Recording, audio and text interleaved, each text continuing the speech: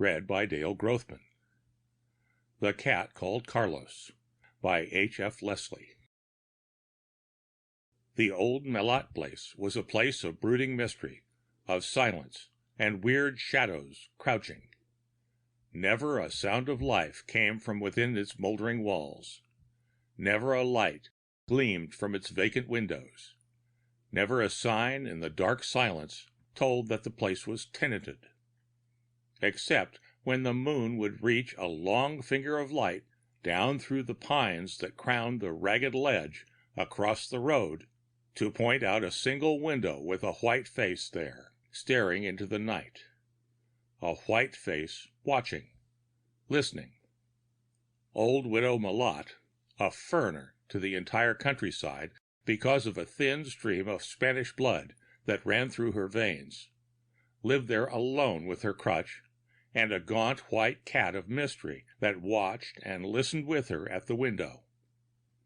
He was a monstrous beast, as cats go, fully 20 pounds in weight, and his green-yellow eyes flamed out from the smear of black that lay across his face like an evil mask. Queer tales were told in our countryside about the old woman and her cat. She called him Carlos, and those who claimed to know insisted that she would hold the beast in her arms and talk to him as if he were human and could understand her. She was judged crazy for that, for Carlos had been the name of her boy. The woman, this I heard from the lips of my father, for I was only a lad of 10 when she began her uncanny vigil at the window, had come to the neighboring village when a slip of a girl of 20. She was beautiful then, beauty with a charm and fire not often found in our quiet country girls. Her dancing feet, the sharp click of her castanets, her flashing smile of white teeth between red lips, called a challenge to the young men of the village. Among them all, the keenest rivalry for her favor lay between Big Joe Melot and the ne'er-do-well Vim Willis. She married Melot. Willis was a poor loser. Others, who had known the warmth of her smile, and had hoped for a time, wished them well and danced at their wedding, but Willis came at the height of merrymaking with drunken threats in his mouth. In the glow of the moment she defied him, weaving a tantalizing dance before him and snapping her black castanets in his face until he lost his head and would have laid hands upon her had Melot not struck him down. They carried him away with his nose on the side of his face from the blow, and the next day he left the village. Melot took his wife home. A year later the boy, Carlos, was born, and in 2 years more she was a widow. Strong and unafraid, she lived on and somehow achieved a living for herself and the boy from the little farm. The man Willis stayed away for a dozen years. Then he came back. Fearing the ridicule of those who would remember his wrecked face and that wedding night, he built himself a rough camp in the woods and lived there alone. He tried to establish himself in the favor of the widow Melot, but she would have none of him. It became his habit to sit brooding in the shadow of the pines atop the ledge where he could look down upon the woman and her boy at work in the fields.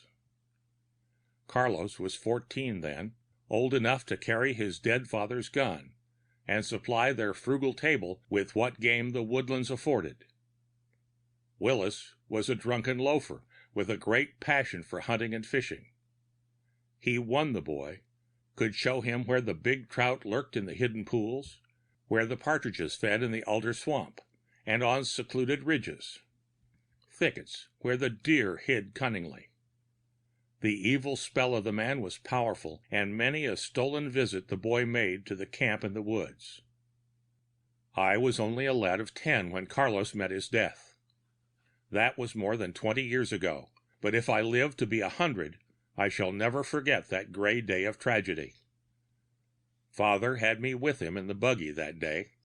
We were coming home from the village, had just topped the rise that gave us a close view of the Melot place, when we heard a woman scream. We heard her leap from the doorway of the big brick house and run swiftly across the road. The red and yellow of her dress looked like a wind-blown flame as she ran. We saw her stumble among the rocks on the roadside, twist and fall, and then go dragging herself onward toward the shadow of the ledge.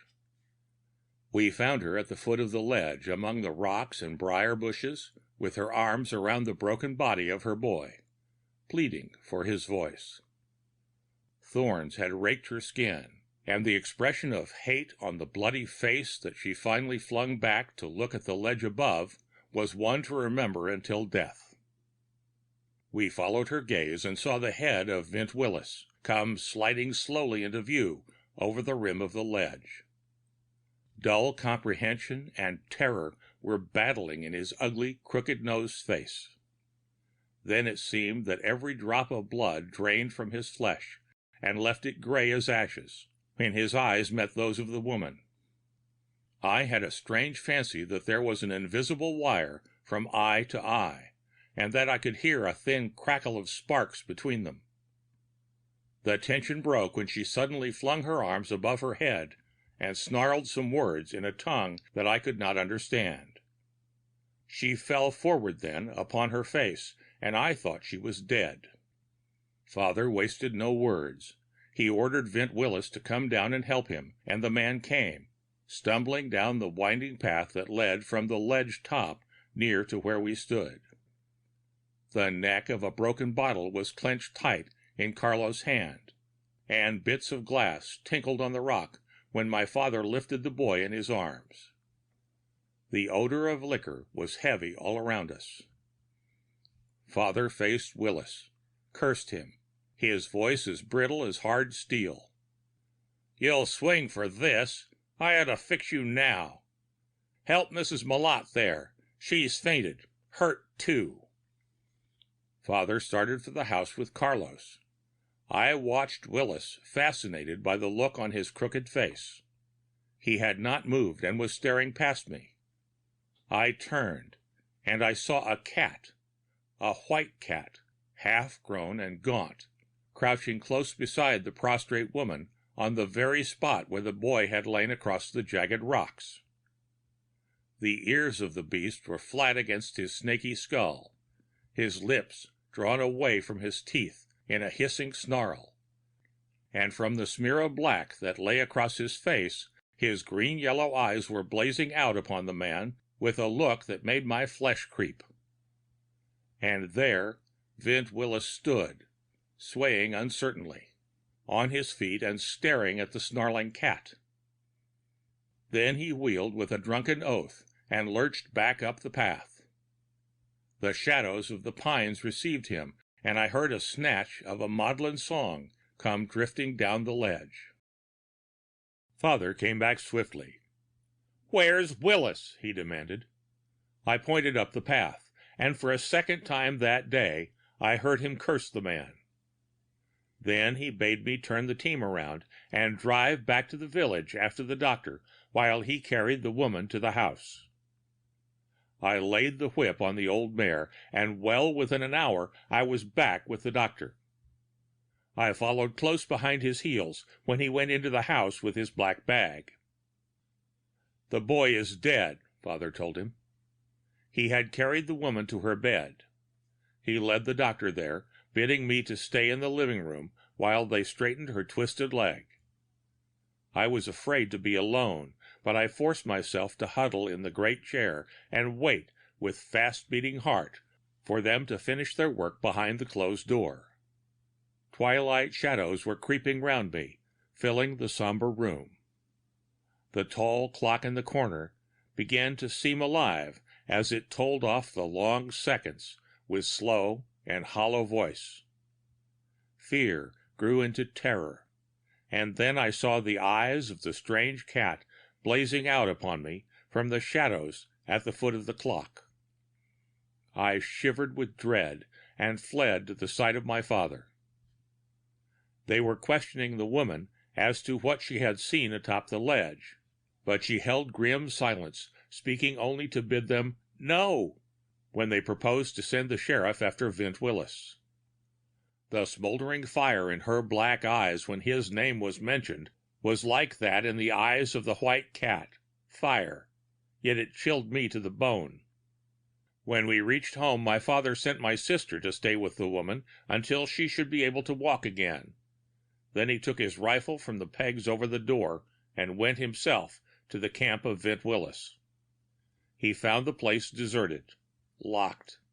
The man was gone. Willis did not come back. The weeks rolled on to months, and the months to years, and his name became a memory. The widow Malott grew old with the passing of these years. She lived on alone with her crutch and the gaunt beast of a cat, a crazed woman, waiting, watching, listening through the years. And her place fell into decay, became a place of silent ruin by day and of sinister menace when the shadows of night closed down. Without means, she lived on the charity of the neighbors.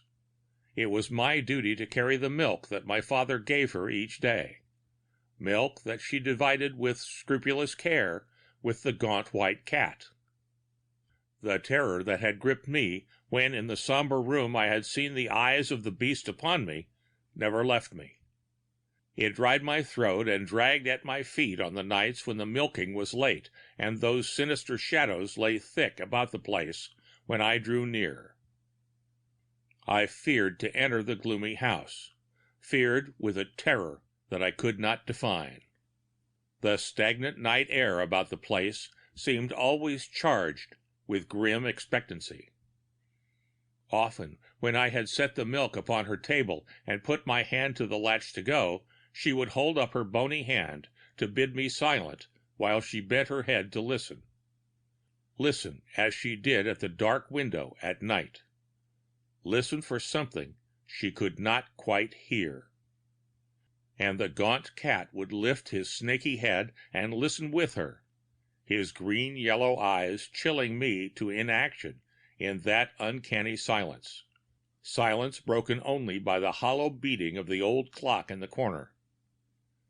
Then she would drop her hand and shake her head, and mumble, "Not tonight."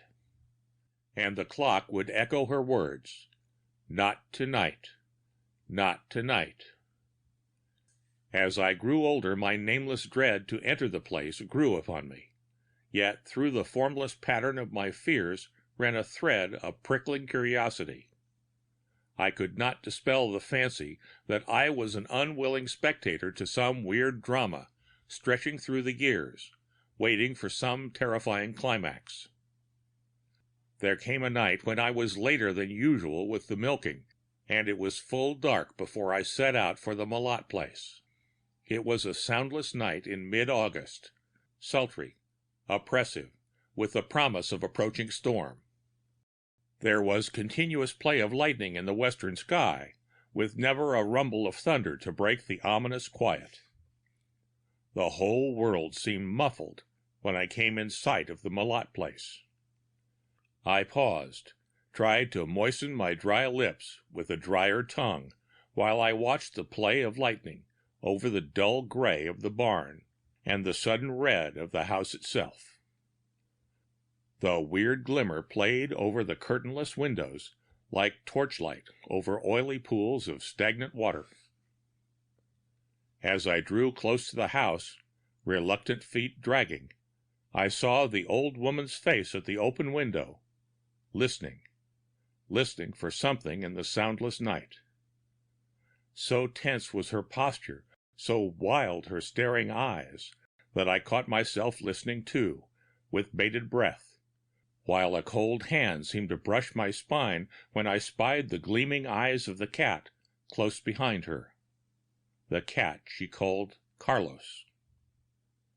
I had never seen the woman smile, but now a slow grimace came writhing over her withered face, a smile of malevolent triumph that made my flesh crawl. Then she nodded her head decisively, and in that dead silence I could hear the muffled beating of the old clock behind the walls, beating words into my straining ears, with each measured swing of the pendulum. Tonight, tonight, tonight, tonight. Like a sleeper powerless in the grip of some fantastic dream, I stood there beside the great elm tree. I saw the woman throw back her head and laugh, but no sound came from her throat. She rose from her chair, paused a moment with the unholy smile twisted over her features. Then she passed into black shadow beyond my vision. I heard her crutch clatter sharply to the floor. That sound seemed to break the chains that held me. Like a swimmer up from a deep dive, I shook my head and gasped. I turned to flee the place. But another sound came to my nervously acute senses, halting my flight before it had begun. It was a cadence of song far down the road, faint upon the still air. It stirred me with elusive memory. The tongue of the singer was thick, maudlin in song. Nearer, louder, and in a flash of memory I recognized the voice, the song. I had heard it 20 years ago, drifting down the ledge. Vint Willis was coming back. Sudden weakness seized my legs. I sank down in the tall grass of the dooryard. The man passed through the hollow, mounted the gentle hill, and came into view.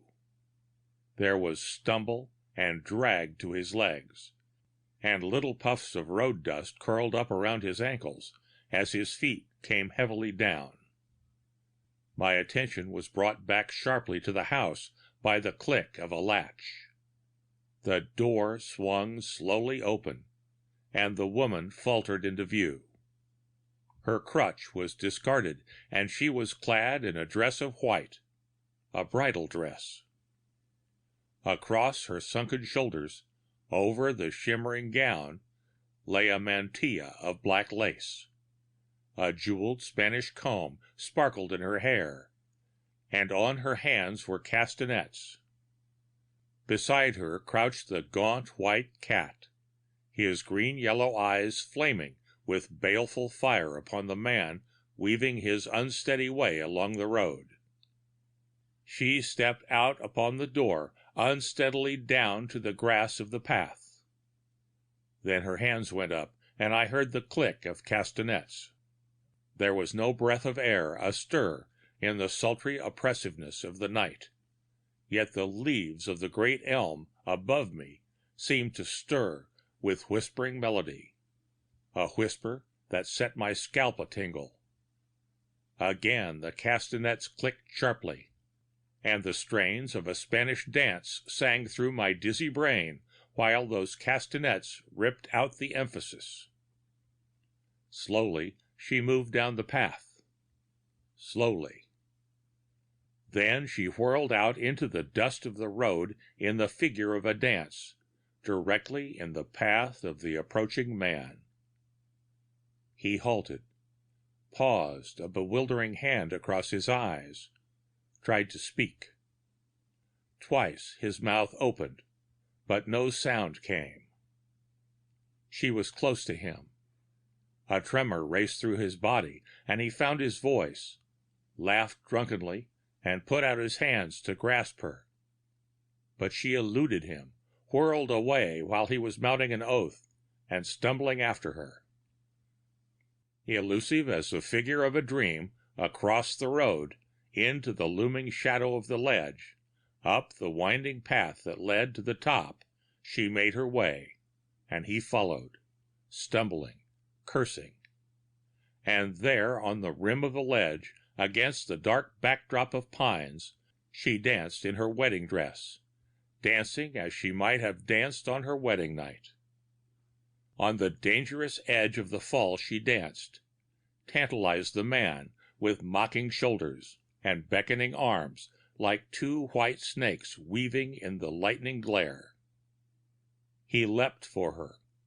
She swung away from him. He lurched past her, stumbling on the brink of the ledge, fell to his knees, and tottered there, swayed, out. In that breathless moment, the muffled voice of the old clock came through the walls. The man recovered his balance, dragged himself erect, stood with his feet braced wide. In silent fury, the woman hurled herself toward him. He gave back a step. She faltered, swayed. Then her arms dropped, and she collapsed like a bit of white cloth, unsupported. The man laughed with drunken exhalation, bent to put his hands upon her. Then a sudden cry broke from his throat, blood-curdling in that weird silence. "My God! Carlos! Carlos!" He staggered back, futile hands clutching at the gaunt white demon of the cat that leapt upon him from the shadows and fastened at his face. He floundered back and over the rim of the ledge. I found my legs then. The suffocating terror that had held me loosed its grip, and I hurried up the path to the top of the ledge. The widow Mulot was dead. I found Willis broken on the rugged rocks below, a look of ghastly terror fixed to his glassy eyes and on his ugly twisted face. The gaunt white cat, the cat called Carlos, had vanished. The end of The Cat Called Carlos by H. F. Leslie.